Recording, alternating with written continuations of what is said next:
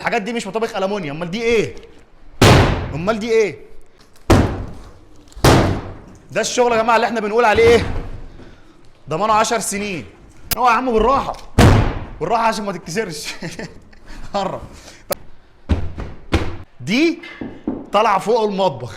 يلا خش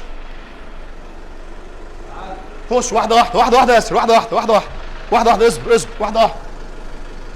هات سنه كده عشان العربيه تطلع عليها. يلا يلا. ها يلا. تعالى يلا.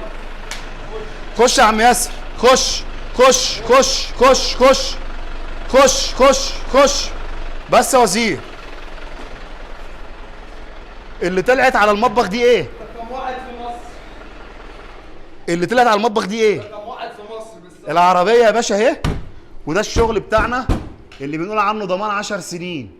طيب هننزل دلوقتي العربيه وهنشوف القصه دي برضو. انزل واحده واحده يا ياسر. يلا انزل واحده واحده واحده واحده. يلا. ها على مهلك. يلا ها على مهلك. يلا انزل انزل انزل.